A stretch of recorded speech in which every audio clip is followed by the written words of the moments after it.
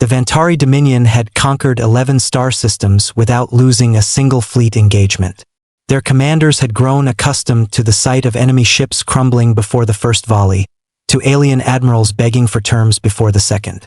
War, to the Vantari, was a formality, a calculation, a foregone conclusion written in the language of superior numbers.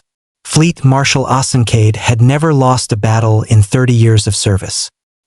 He stood on the command deck of the Ashgard's Reach, flanked by 17 escort cruisers and 4 dreadnoughts, watching the tactical display fill with the debris field of a dead human colony. Humanity's third world to fall. Their fourth would follow within the week.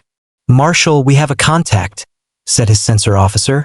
"A thin-boned Vantari named Ithil. Single vessel. Approaching from the outer system." Kade did not turn from the viewport. "One ship." "Yes, Marshal. Human. IFF signature confirms it." "Designation." Ithil paused, frowning at his console. "The designation reads USS Kodiak Bay." Kade allowed himself a thin smile. The humans were predictable in their desperation.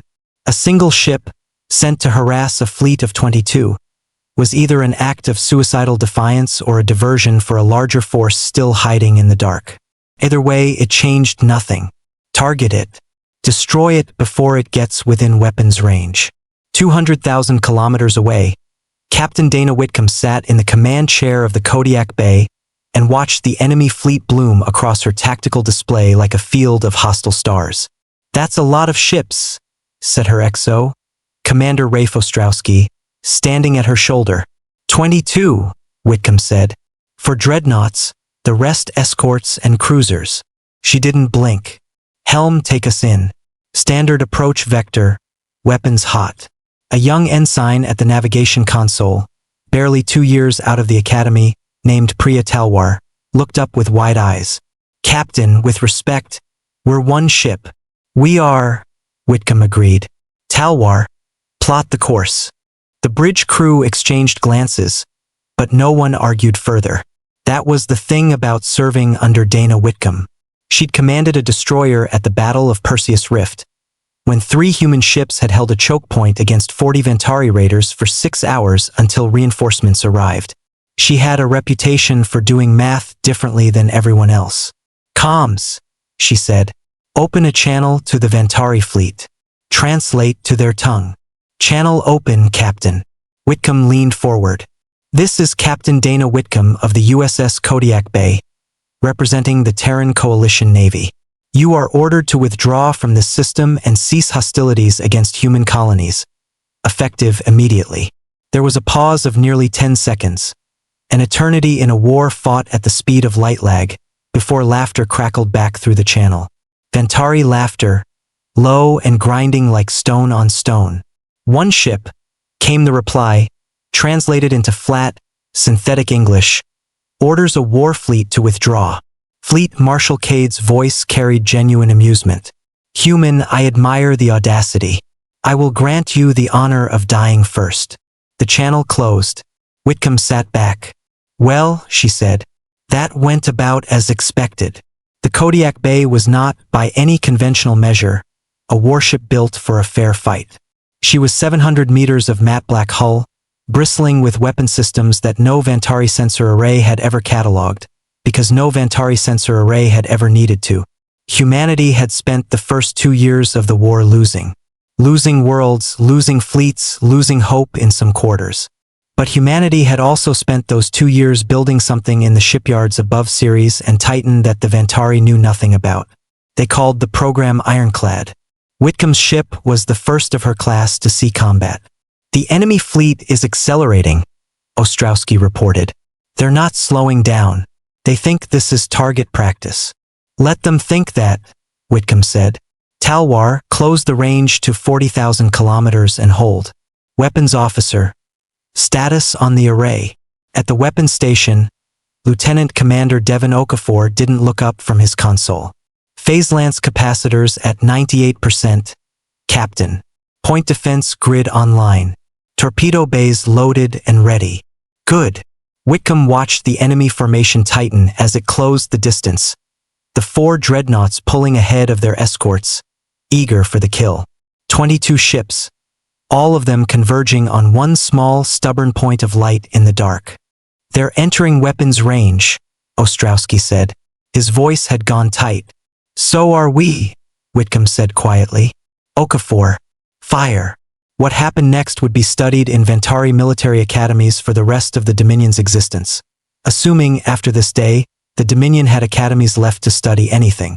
The Kodiak Bay's phase lances did not behave like any weapon the Vantari had encountered.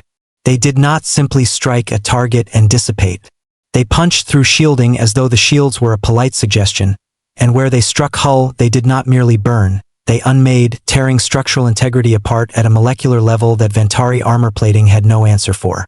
The lead dreadnought, the Calvin's Might, took 4 hits across her bow in under 2 seconds.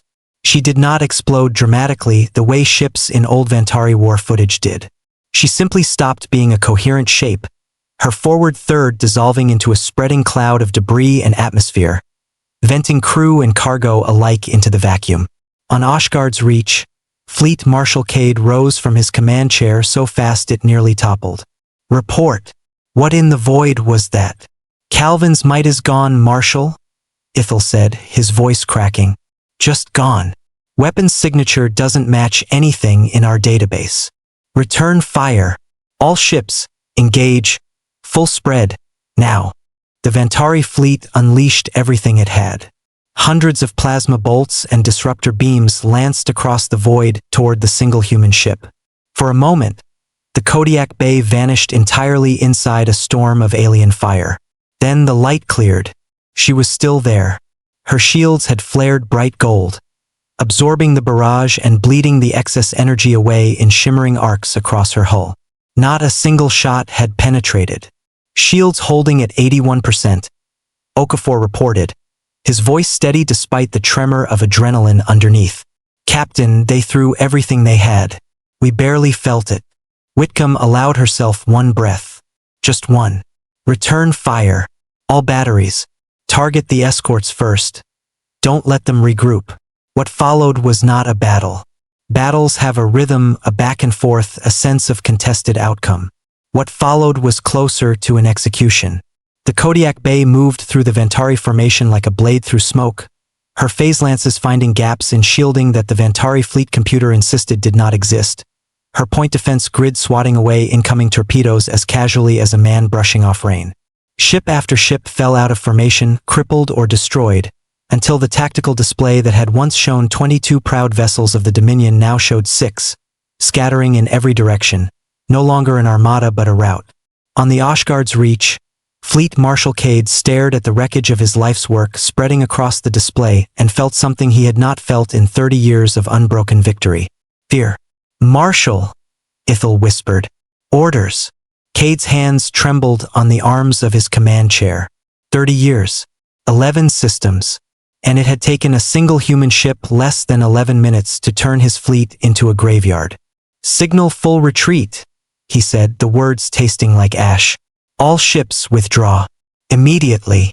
Whitcombe watched the last of the Vantari fleet scatter into hyperspace, fleeing a fight they had started with total confidence and were ending in total humiliation. On the bridge, no one cheered.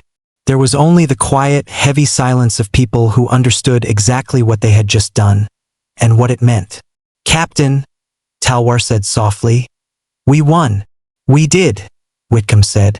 She looked out at the drifting wreckage of a dreadnought fleet, dark against the stars, and thought of the 3 colonies already lost, the millions of lives that would never be given back. Victory did not undo grief. It only bought time to grieve and to build. "Ostrowski, send word to Fleet Command. Tell them Ironclad works." She rose from her chair, steady, unshaken, "and tell them to build more. Because this war isn't over yet. But for the first time, the Vantari know exactly who they're fighting." She turned back to the viewport, to the vast and silent dark, and to whatever came next. Humanity had only just begun to fight back.